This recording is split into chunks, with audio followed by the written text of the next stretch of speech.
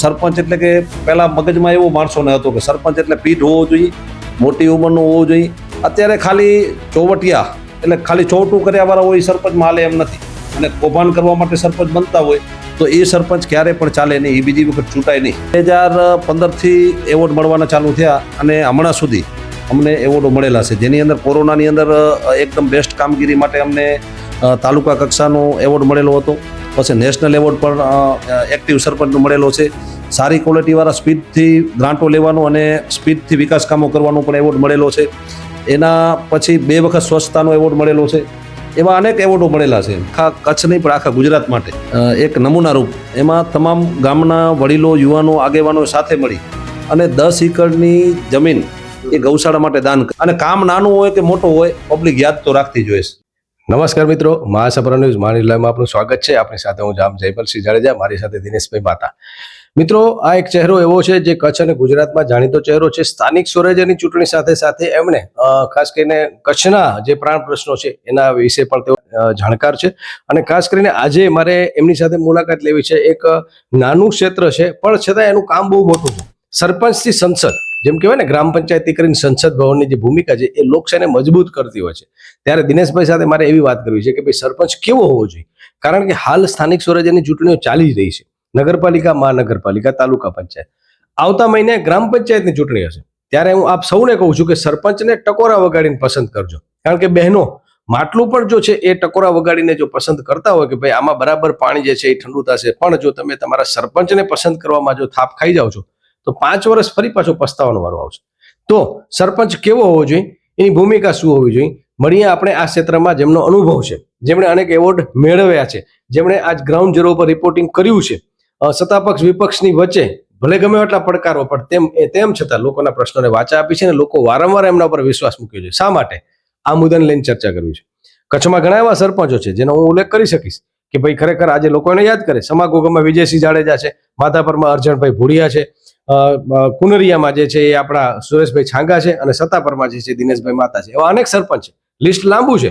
પણ અત્યારે હું એમની પાસે વાત કરીશ કે સરપંચને ખરેખર કેવો હોવો જોઈએ અને લોકોને કેવો સરપંચ પસંદ કરવો જોઈએ. દિનેશભાઈ, મા ન્યૂઝમાં આપનું સ્વાગત છે.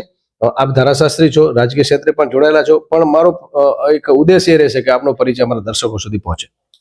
મારું નામ દિનેશભાઈ માતા છે.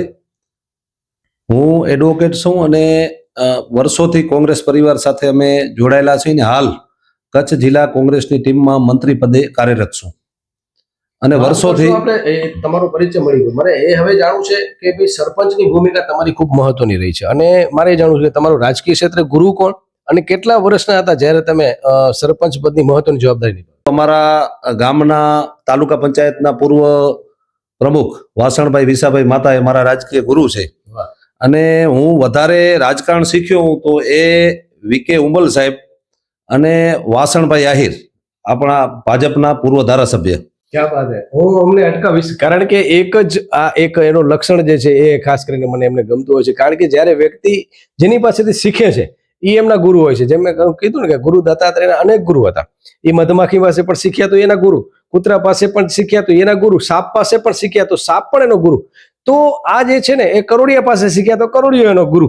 એમ દિનેશભાઈ જે છે એ પક્ષને મૂકી અને વાસણભાઈ પાસેથી પણ કંઈક શીખ્યા અને વીકે ઉંબલ પાસેથી પણ શીખ્યા. મારે એ થોડોક મુદ્દો હટીને કરવો છે. વાસણભાઈનો કેવો ગુણ જે છે એ તમને ગમ્યો અને વીકે ઉંબલનો કેવો ગુણ? કારણ કે બંને દિગ્ગજ નેતા છે અને બંને જે છે એ કચ્છ માટે જાણીતા ચહેરા છે.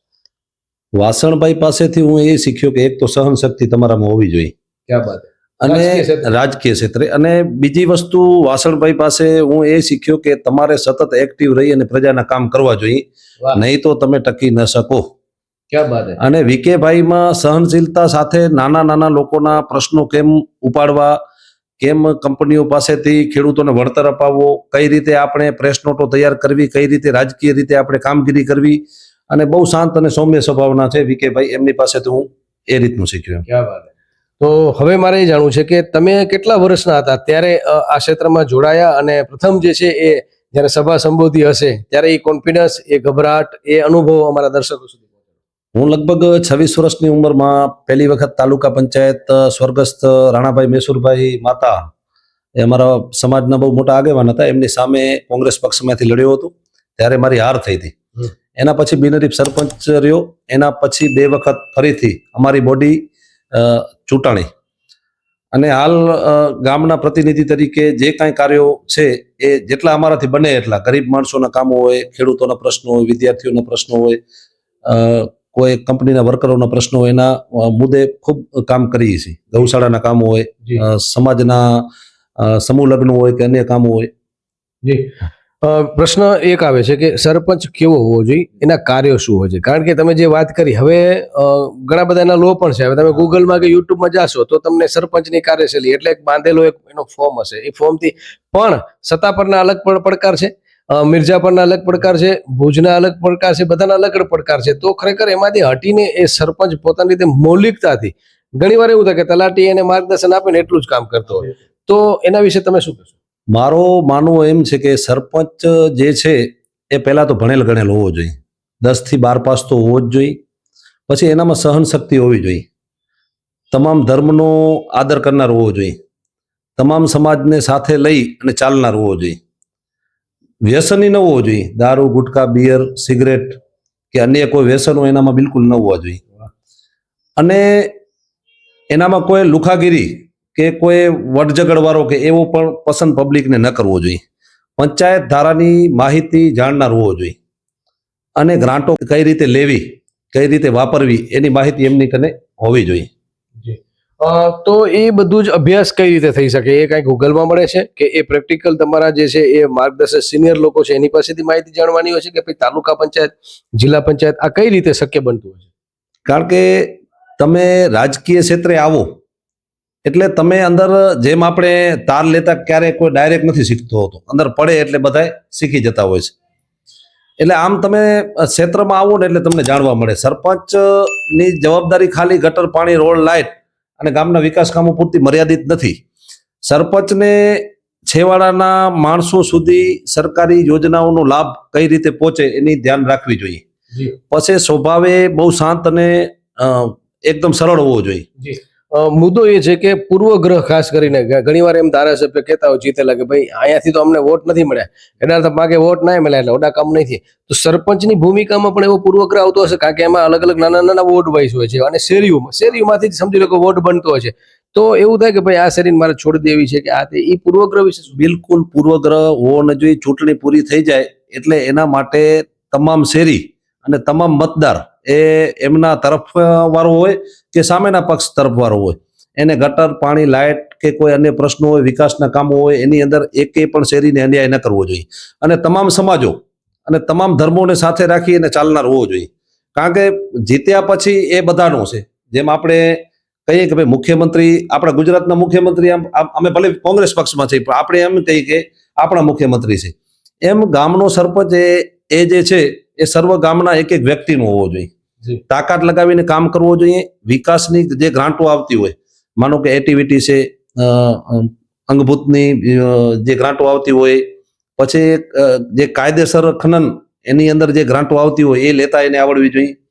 તાલુકા આયોજન છે, તાલુકા પંચાયતની જે ગ્રાન્ટો હોય, સ્થાનિક કંપનીઓની અંદરથી કઈ રીતે આપણે CSR અંતર્ગત કામગીરી કરવી, કઈ રીતે ગ્રાન્ટો લેવી, MP MLA પાસે કઈ રીતે ગ્રાન્ટો લેવી, કઈ રીતે ઠરાવો કરવા, કયા વિકાસ, જ્યારે બજેટ બનતો હોય ગામનો ત્યારે કઈ રીતે બજેટ બનાવવું, કઈ રીતે લોકોને ન્યાય મળે અને એકદમ મજબૂત અને સારો વિકાસ કામો થાય, એના માટે પ્રયત્નો પૂરેપૂરા તાકાત લગાવીને કરવા જોઈએ. ખાસ કરીને જેમ સંસદ સભ્ય જે છે એ બધા સાથે મળી અને વડાપ્રધાનને ચૂંટતા હોય છે, અને ધારાસભ્યો જે છે મુખ્યમંત્રી ચૂંટતા હોય, સભ્યો જે છે એ ડાયરેક્ટલી જે છે પ્રજાને જો ચૂંટતો હોય તો એ સરપંચ, જેમ અમેરિકામાં પ્રેસિડેન્ટને ચૂંટવામાં આવે છે. તો ખાસ કરીને મારે એ જાણવું છે કે સરપંચમાં પંચ શબ્દ આવે છે, કે 5 જે છે એ રાજાશાહીમાં પણ પંચ હતા. પંચનું એમ કે પંચનો પૈસો નહીં ખાવાનો, પંચનો નિર્ણય જે છે શિરોમાન્ય હોય. તો આ પંચ એ શું છે, અને ગ્રામ પંચાયતમાં એ પંચ અને સરપંચ એના વિશે વાત. સરપંચ જ્યારે ચૂંટાય ત્યારે એ ડાયરેક્ટ એક એક મતદારથી ડાયરેક્ટ ચૂંટાતો હોય છે, એમના સભ્યો નહીં પોતે. અને સરપંચને આપણા બંધારણે ખૂબ સત્તાઓ આપી છે. કારણ કે અમેરિકાના જે રાષ્ટ્રપતિને જે સત્તાઓ છે એ સરપંચને છે, એમ કહીશ તો કંઈ ખોટો નથી. કારણ કે સિગ્નેચર કરવાની સત્તા તાલુકા, જિલ્લા પંચાયતના સભ્યો, નગરપાલિકાના સભ્યો, કોર્પોરેટરો કે અન્ય કોઈને પણ નથી. તાલુકા પંચાયતના પ્રમુખને પણ નથી, જિલ્લા પંચાયતના પ્રમુખને પણ સત્તા નથી. જ્યારે નાણાકીય વહીવટના ભાગરૂપે વાહ. સરપંચ પોતાની સહી કરી અને ગમે એ કામ કરાવી શકે એવી સત્તા આપણા બંધારણે સરપંચને આપેલી છે. ક્યાં વાત. એટલે સરપંચ જે છે એ ડાયરેક્ટ કામ કરી શકે એટલો પાવર વાળો છે. કોઈ પણ દબાણો હોય, અત્યારે ઘણા બધા 80% સરપંચો એવા હોય કે જે પોતે ગૌચર પડતરમાં દબાણો કરી બેઠા હોય, એટલે એ પ્રજાના દબાણો હટાવી નથી શકવાના. એટલે ક્યાંય પણ દબાણો હોય એ હટાવવાની એનામાં તાકાત હોવી જોઈએ, ક્ષમતા હોવી જોઈએ, પણ એની અંદર ગામનો લોકોનો પણ સાથ સહકાર હોવો જોઈએ. કારણ કે એકલા સરપંચથી કોઈ દબાણો હટવાના નથી. હાલ તો લેન્ડ ગ્રેબિંગનો એક સરસ મજાનો અત્યારે કાયદો આવ્યો છે, જેના કારણે દબાણો ઉપર રોકટોક લાગી છે અને દબાણકર્તાઓ બીવે છે. ગ્રામ પંચાયતની અંદર આજે બાપુ તમને વાત કરું તો વિકાસ કામો કરવા હોય, આંગણવાડીઓ બનાવવી હોય, સ્કૂલો બનાવવું હોય કે હેલ્થ સેન્ટર દવાખાના બનાવવા હોય કે અન્ય કાંઈ પણ કામગીરી કરવી હોય તો અત્યારે દબાણ એટલી હદે વધી ગયા છે કે ગ્રામ પંચાયતોની અંદર વિકાસ કામો કરવા માટે જગ્યા નથી. તો હાલ સરપંચમાં એટલો પાવર હોય કે ભાઈ આ જગ્યાએ મારે આંગણવાડી બનાવી છે ને ત્યાં દબાણ હોય તો એ કાયદાની રૂએ હટાવી શકે એટલી એને માહિતી હોવી જોઈએ. ક્યાં વાત. ખૂબ મહત્વની વાત છે. અને મિત્રો, હવે તો જીઆર પણ આવ્યો છે સરકારનો કે ભાઈ જે છે એ ગૌચરનો મુદ્દો હોય તો તલાટીને સરપંચને રાઈટ છે, પણ એ સમજ ક્યાં સમજ હોય તો, કારણ કે તમારી પાસે જે છે કહી શકાય ને કે તમારી પાસે હથિયાર છે, પણ એ હથિયાર કેટલા છે, પાછળ કેટલા બાણ છે, તો જ તમે જે છે એના તમે બાણ ચલાવી શકશો. પણ એ જે સમજ જે છે ને એ શિક્ષણથી આવતી હોય છે, અનુભવથી આવતી હોય છે. ખાસ કરીને ઘણીવાર એવું થાય છે કે ઘણી સમસ્યાઓ એને તમે ઉકેલવા માટે મોટા પડકારો આવતા હોય. જેમ કે ડ્રેનેજનું પાણી, ધારો કે ગટરનું પાણી જે છે એ નગર, આ શક્તિસિંહ ગોહિલ બાપુનો શબ્દ છે કે એ શબ્દ મને ગમે છે કે નગર એટલે કે નળ, ગટર અને રસ્તા, આ પ્રાથમિક બેઝિક છે. તો એ સમસ્યામાં ઘણીવાર ગટરનું પાણી જે છે એ સમસ્યા બનતી હોય છે. અને ઘણીવાર ઇઝરાયલ જેવા દેશ એ ગટરના પાણી જે છે એનો ધંધો કરે છે, એની જે છે એનું ઓક્શન કરે છે, હરાજી કરે છે અને બહુ સારા એવા પૈસા કમાય છે. યા તો પછી એમાંથી જે છે કંઈક સારું એવું, મિર્જાપરનો દાખલો દઉં તો એ ગટરના પાણીમાંથી સ્મશાનની બાજુમાં સરસ મજાનો ઘાસચારો ઉભો કરવામાં આવે. તો આવી બધી સમસ્યાઓને આવું કંઈ, જેમ કહેવાય ને કે મોદી સાહેબનો એક શબ્દ મને ગમે છે કે આફતને અવસરમાં કેમ પલટાવી. તો ભૂકંપ વખતે જે આપણે આફત આવી તેમાં અવસરને પલટાવીને આપણે જે બહાર આવે, તો ગ્રામ પંચાયતમાં એવી કઈ આફતો હોય કે જેને અવસરમાં પલટાવી શકે? ગ્રામ પંચાયતોમાં એવા ઘણા બધા કામો હોય છે. પહેલા તો તલાટી ઉપર સરપંચનો પ્રભાવ હોવો જોઈએ, કારણ કે અત્યારે 95% તલાટીઓ એ અધિકારીઓ જે છે, તલાટીઓ કરતા સમગ્ર અધિકારીઓ સમજી લ્યો તમે, એનો અધિકારી રાજ અત્યારે આપણે ચાલે છે.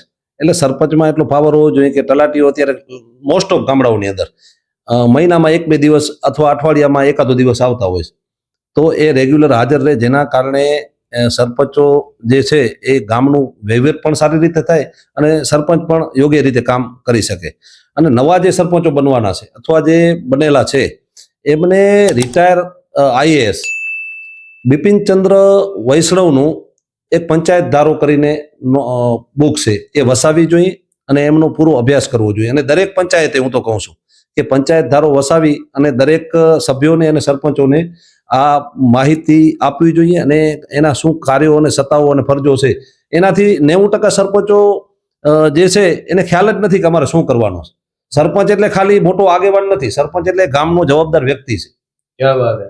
કારણ કે એમની જવાબદારી ખાલી એટલી નથી કે ગટર પાણી, રોડ લાઇટ, મેં તમને પહેલા કીધું એમને સીસીટીવી કેમેરા, ગામની અંદર નાના મોટા સમૂહ લગ્નના પ્રસંગો થાય એની અંદર પણ એમને હાજર રહેવું જોઈએ. ગામની ગૌશાળાના કાર્યો પણ ઉપર સરપંચે નજર રાખવી જોઈએ. જેટલી પણ સરકારી મંડળીઓ ગામમાં કાર્યરત હોય એમનું પણ ધ્યાન એની અંદર હોવું જોઈએ. આ બધી સરપંચના કામો છે. ખાલી વિકાસ કામો એટલે કે નોર્મલ સરપંચ એટલે કે પહેલા મગજમાં એવો માણસોને હતો કે સરપંચ એટલે પીઠ હોવો જોઈએ, મોટી ઉંમરનો હોવો જોઈએ. અત્યારે ખાલી ચોવટિયા એટલે ખાલી ચોવટું કર્યા વાળા હોય સરપંચ માલે એમ નથી. અત્યારે યુગ બદલી ગયો છે. ખાલી તમે આગેવાન બનો કે હું સરપંચ બની જાઉં અને કૌભાંડ કરવા માટે સરપંચ બનતા હોય તો એ સરપંચ ક્યારે પણ ચાલે નહીં, એ બીજી વખત ચૂંટાય નહીં.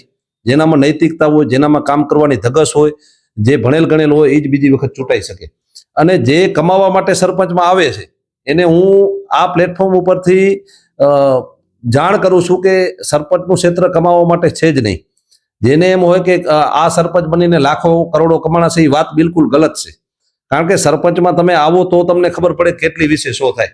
દિનેશભાઈ, બહુ સરસ વાત કરી, પણ અબડાસા, અમારા વિસ્તારની વાત કરી, અબડાસા લખપતમાં જે અત્યારે પવનચક્કી અને બીજા ઉદ્યોગો આવ્યા છે એમાં જે સરપંચો રૂપિયા બનાવ્યા છે, પણ એની આડઅસર, ધારો કે એ જ રૂપિયા જો ગામમાં જો વપરાણા હોત, સારા સારા CSRમાં યા તો કમ્યુનિટી હોલમાં યા તો પછી ગાયો માટે, પણ એ જ જે છે એનો દુરુપયોગ કરી સત્તાનો અને જે છે એ વ્યક્તિગત પોતાની રીતે ફાયદો કરે છે, ગામને આવા સરપંચોથી કેટલો અન્યાય થાય છે? એવા ઘણા બધા સરપંચો છે જે ખરેખર કમાવા માટે જ આવ્યા છે, પરંતુ એ 5 વર્ષ માટે પછી ખોવાઈ જતા હોય છે. ઘણાને ડાયરેક્ટ ગ્રાન્ટો ખાઈ જતા હોય છે સરકારની ને અધિકારીઓની મિલીભગતથી. કે માનો કે અમુક કામો, માનો કે કોઈ ગટર લાઈનનું કામ છે, એ જૂની થયેલી હોય તો એ બતાવી દે, ફોટા પાડી લે અને ગ્રાન્ટ ચાઉ થઈ જતી હોય છે.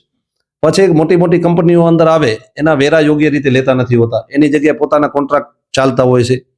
પછી ઘણી બધી એવી ગ્રાન્ટો હોય છે કે માનો કે સ્કૂલનું કોઈ કામ ચાલુ હોય, મોટું બાંધકામ, હેલ્થ સેન્ટરનું કામ ચાલુ હોય, આંગણવાડીઓના હોય કે કોઈ અન્ય વિકાસ કામો મોટા ચાલુ હોય, આજુબાજુના વિસ્તારમાં ક્યાંય મોટી ફેક્ટરી હોય કે અન્ય કામો હોય, તો એની અંદરથી ટકાવારી લઈ અને એવા ઘણા બધા સરપંચો મને ધ્યાનમાં છે કે જે પોતાનો રોટલો શેકતા હોય છે. પણ આ વસ્તુ બિલકુલ રોંગ છે અને આવો કરવો પણ ન જોઈએ. આવો જે પણ કરતા હોય એને ફરી વખત ન ચૂંટવા જોઈએ, એવી મારી અત્રેથી રજૂઆત છે.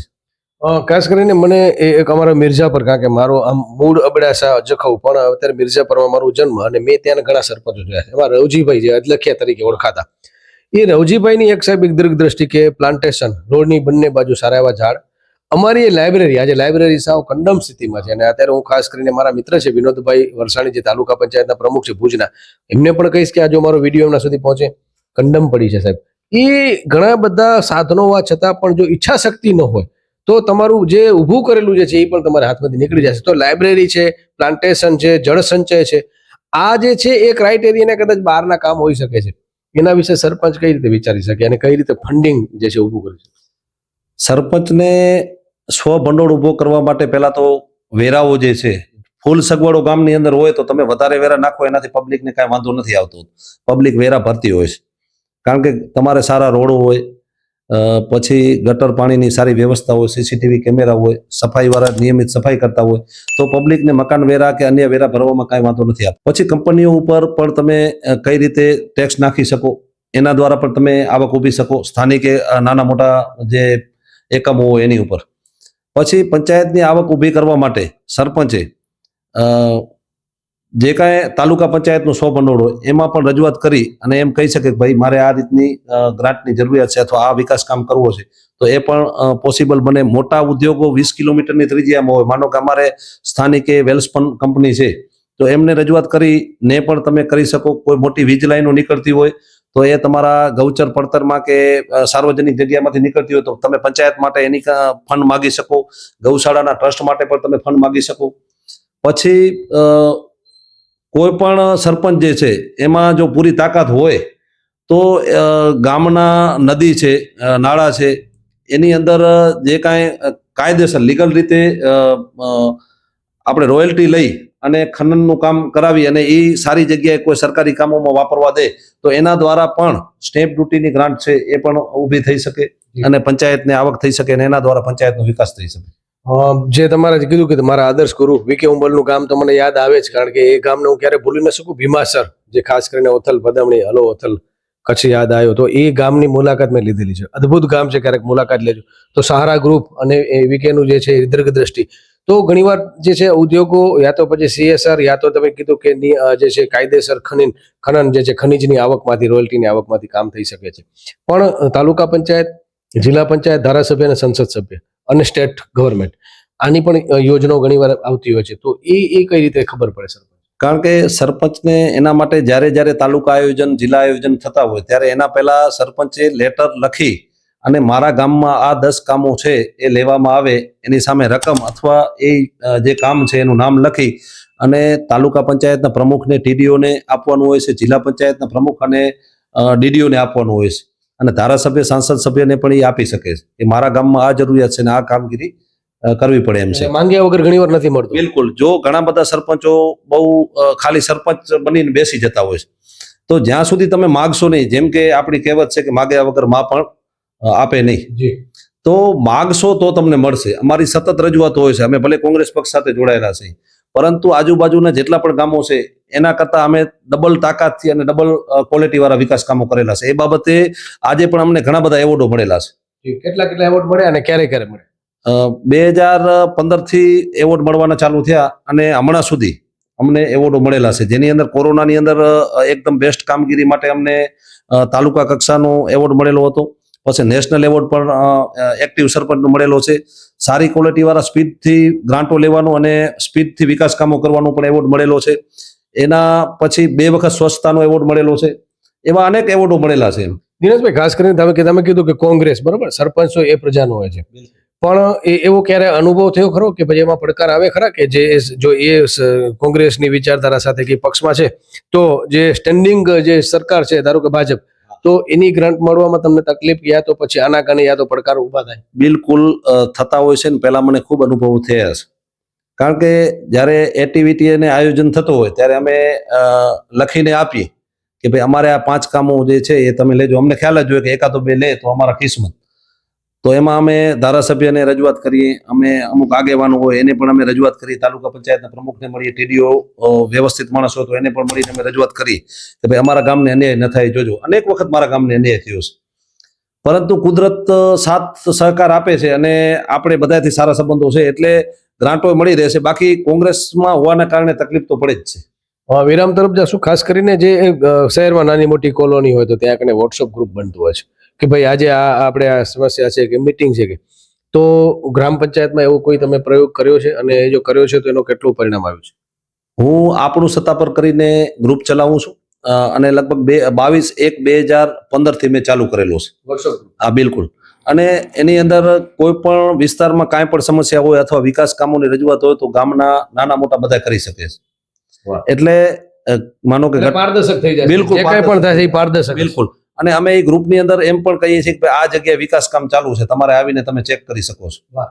માનો ડામર રોડનું કામ હતું ત્યારે પણ અમે જાહેરાત કરેલી હતી કે આખા ગામમાં ડામર રોડ આપણે બનાવવાના છીએ. એમાં ક્યાંય પણ તમને એમ લાગે કે નબળો કામ છે તો અમને જાણ કરો. પછી પેવરના કામ ડામરની 2 બાજુ અમે આખા ગામમાં લીધેલા છે, સંપૂર્ણ વિસ્તારમાં, તમામ વિસ્તારો. એમાં દલિત વાસ હોય, રબારી વાસ હોય, આહિર વાસ હોય કે અન્ય સમાજોના તમામ. એની અંદર પણ અમે સતત જાહેરાત કરતા કે ભાઈ આ જગ્યાએ દવાખાનાનું કામ ચાલુ છે, આ જગ્યાએ આંગણવાડીનું કામ ચાલુ છે, આ જગ્યાએ પેવરના કામ ચાલુ છે, આ જગ્યાએ ટાંકાના કામ ચાલુ છે. તો તમે અમને કહો કે આ કામ નબળો થાય છે, આંગણવાડીના બાઉન્ડ્રીના કામો હોય અને તમારી શું જરૂરિયાત છે તમે અમને કહો. એટલે વોટ્સઅપ ગ્રુપ પણ ગામનું બનેલું હોવું જોઈએ જેની અંદર સામાન્યમાં સામાન્ય નાગરિક એ રજૂઆત કરી શકે અને ગામનો એના માટે વિકાસ થાય. આમાં કોઈ ભાજપ કોંગ્રેસની વાત જ ન હોય. મારા ગામના ગ્રુપમાં અમે કીધેલો જ છે કે ભાઈ તમે ભાજપનો પ્રચાર પણ કરી શકો, કોંગ્રેસનો પણ કરી શકો અને તમારી જે કાંઈ રજૂઆત હોય તમે કરી શકો.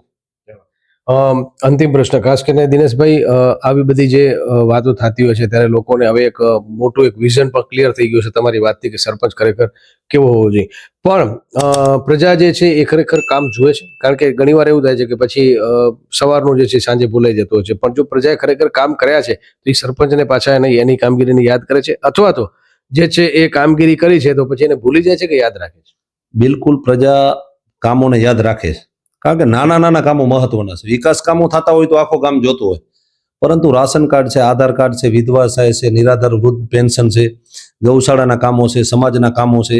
કારણ કે મારો ગામ 12 મહિનામાં 12 વખત જમે છે. એની અંદર અમારે કોઈ જાતનું રાજકારણ નહીં. એમાં ભાજપ કોંગ્રેસના તમામ અમે સાથે મળી અને ગામ જમણવાર કરતા હોઈએ, સમૂહ લગ્નના આયોજનો કરતા હોઈએ છીએ, નવરાત્રીના આયોજનો કરતા હોઈએ છીએ, ગૌશાળાનું કામ પણ અમે સાથે મળીને કરતા હોઈએ છીએ. આ બધી ફરજો છે. ખાલી સરપંચ એમ કે મારે આટલા કામ કરીને હું બસ સરપંચ છું એમ ના હાલે.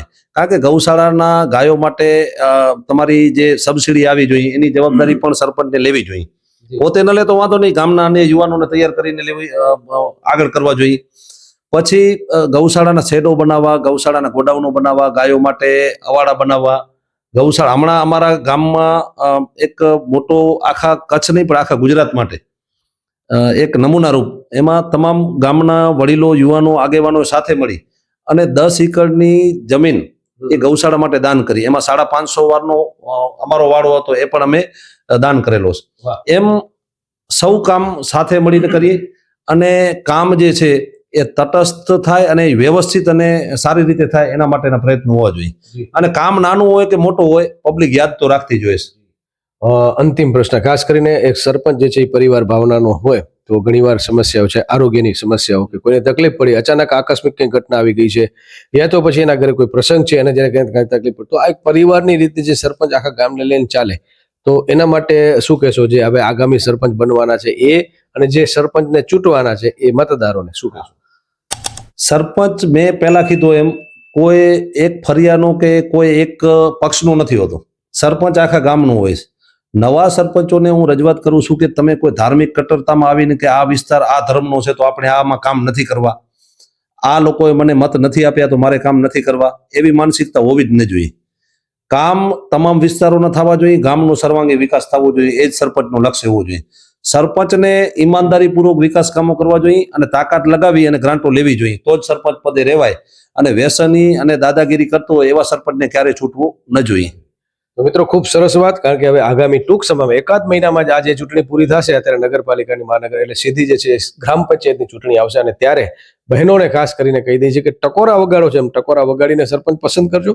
5 વર્ષનો સવાલ છે, અને સભ્યો પણ ખૂબ મજબૂત પસંદ કરજો, કારણ કે આ એક ગામના વિકાસની વાત છે. અહીંયા કોઈ જાતિ ધર્મ કે જે છે એ કોઈ ભેદભાવ વગર એક સ્ટ્રોંગ મજબૂત જે છે સરપંચને જે છે તમારે ચૂંટવાનો, જેથી કરીને તમે એક પરિવારની ભાવના સાથે સાથે ગામને એક સરસ ગોકુળિયું ગામ પણ બનાવી શકો છો. બાબુ, એક વાત મને અત્યારે યાદ આવી, દર્શકોને કહેવાનું મન થાય છે કે એક પંચાયતમાં એક નિયમ બહુ ખરાબ છે, અવિશ્વાસની દરખાસ્ત વાળો. કેમ કે પબ્લિક ચૂંટે છે અને અમુક લોકો સાથે મળી અને અવિશ્વાસની દરખાસ્ત લાવે, એ બિલકુલ યોગ્ય ન કહેવાય. આ જે બંધારણનો નિયમ છે એમાં ફેરફાર કરવો જોઈએ, કારણ કે પબ્લિકે ડાયરેક્ટ ચૂંટેલો છે, એને તમે 5-10 માણસો ભેગા થઈ એટલે એને હટાવો, એ બિલકુલ યોગ્ય ન કહેવાય. એમાં ઘણા બધા એવા સરપંચો જે છે જે ઈમાનદારીપૂર્વક કામ કરતા હોય અને અમુક લેભાગુ તત્વો હોય, એ લોકો સાથે મળી અને એને હટાવતા હોય છે. આ નિયમ જે છે પંચાયત ધારામાં આ બિલકુલ ખોટો છે, અને અવિશ્વાસની દરખાસ્ત વાળો જે કાયદો છે એ હટવો જોઈએ.